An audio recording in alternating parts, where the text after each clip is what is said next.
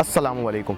News for you के programme में आप सबको खुशामदीद। मैं ज़ुहैब याकूब पुरअज़्म और इस उम्मीद के साथ इस प्रोग्राम का आगाज़ करता चलूँ कि आप मेरे साथ मिलकर ताउन फरमाएंगे और हम सब मिलकर हुक्काम बाला तक अपनी आवाज़ पहुँचाएँगे। आज का हमारा मसला क्या है, आइए चलते हैं और जानते हैं इस पैकेज में।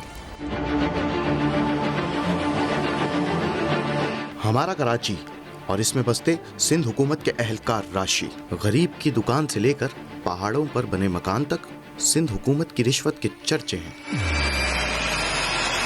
पहले मिलती है नाजायज तजावुजात की इजाजत, बाद में पास होता है इनको गिराने का ऑर्डर।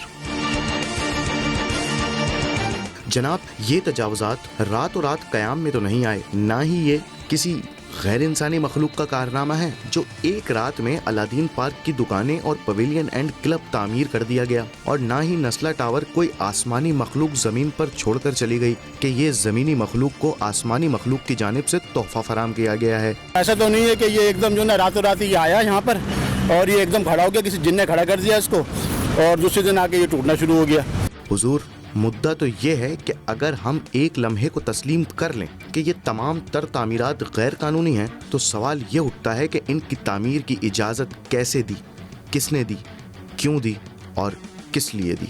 हमें लीगल पेपर्स दिखाए गए हैं, हर एक चीज़ दिखाई गई है। सिंधी मुस्लिम ने हमें हर चीज़ की NOC की वेरीफाई की है, मास्टर प्लान से वेरीफाई हुआ है, SBCA से वेरीफाई हुआ है, KMC से वेरीफाई हुआ है, वाटर बोर्ड से वेरीफाई, गैस कंपनी से वेरीफाई, SSDC से, कई इलेक्ट्रिक, हर एक के बिल आते हैं, प्रॉपर्टी टैक्स के पेपर्स आते हैं। तो फिर किस बात का इलीगैलिटी इसके अंदर है? जब भी आप इस कंस्ट्रक्शन जब आप करते हैं तो हमेशा इसके डॉक्यूमेंट KMC, KD, सिंधी मुस्लिम सोसाइटी हर जगह से इसको प्रूफ अप मिलता है, तभी ये कंस्ट्रक्शन आप करने की इजाज़त मिलती है। रिश्वत ली या बोतल ली या फिर इसके आगे की भी कोई और बात है।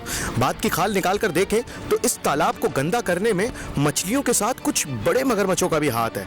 कुछ ऐसे मगरमच्छ जिन्होंने अरबों रुपए की करप्शन करके आवाम का पैसा लूट कर अपनी गैर कानूनी और कानूनी हर तरीके से प्रॉपर्टी बना ली। जनाब आला, आप नाजायज़ तजावुज़ात के खिलाफ बिल्कुल एक्शन लें। कराची की आवाम भी चाहती है कि नाजायज़ तजावुज़ात को ख़त्म किया जाए और कराची इन हाथ जोड़ने वाले ग़ुलामों से आज़ाद हो, पाक हो, साफ़ हो।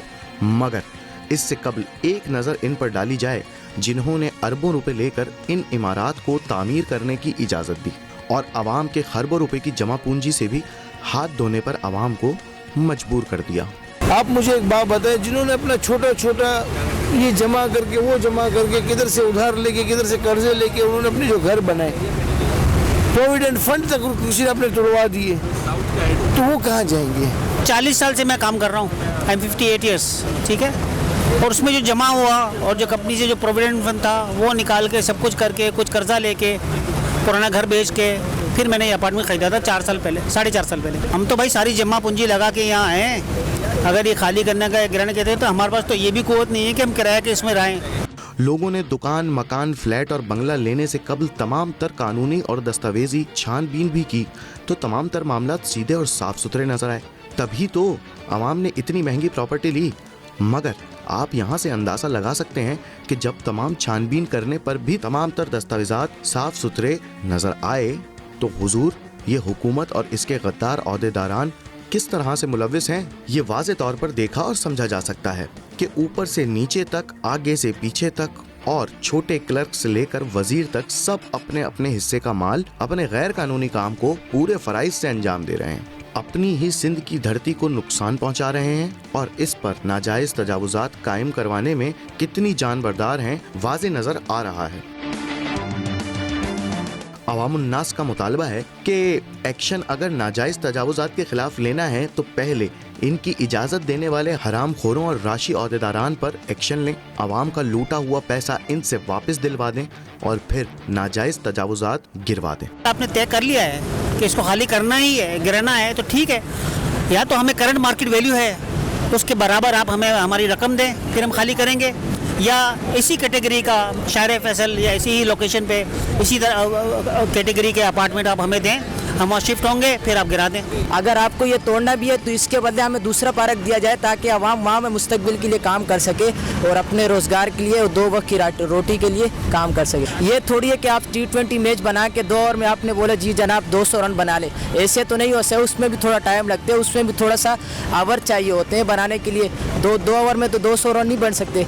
मरसूं मरसूं सिंध न डेसूं का नारा लगाने वाले, आवाम को नोच नोच कर खाने वाले, हाथ जोड़कर पांव पकड़ने वाले आज आवाम के लिए नासूर की शक्ल इख्तियार करते जा रहे हैं।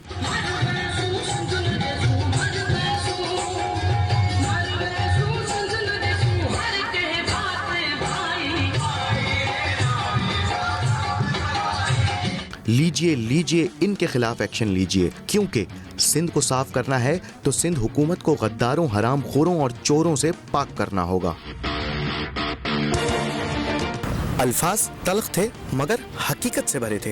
एक तरफ कराची की आवाम जो ये सोचती है कि पैसा पैसा रुपया रुपया जमा कर कर एक छत बना लें, एक घर बना लें, और जब वो सपना पूरा होता है, एक घर बन जाता है, उसी के कुछ अरसे बाद इसे नाजायज़ कहकर इसे गिराने का हुक्म दे दिया जाता है। लेकिन इन रिहायशियों को इनके लूटे हुए पैसे वापस मिल जाने का या इनको कोई बेहतर छत दे देने का इकदाम अब तक अमल में नहीं लाया गया।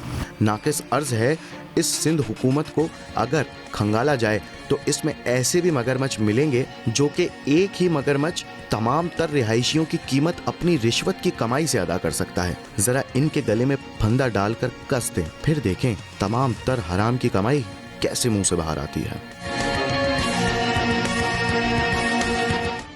जी तो ये था हमारा आज का प्रोग्राम, और इस प्रोग्राम को करने की सबसे बड़ी वजह ये थी कि हम और आप मिलकर करें हर राशि के खिलाफ उंगली। तो जुड़े रहिए इसी तरीके से मज़ीद दिलचस्प हक़ाइक़ जानने के लिए, और आपके इर्द गिर्द भी इस तरीके के कोई वाक़यात हो रहे हों तो हमें कमेंट्स करके ज़रूर बताएं अगर आप किसी को उंगली करना या करवाना चाहते हो तो। क्योंकि जिस राशि को जितनी रिश्वत वसूल करनी थी कर ली, अब हम और आप मिलकर करते रहेंगे प्रोग्राम उंगली।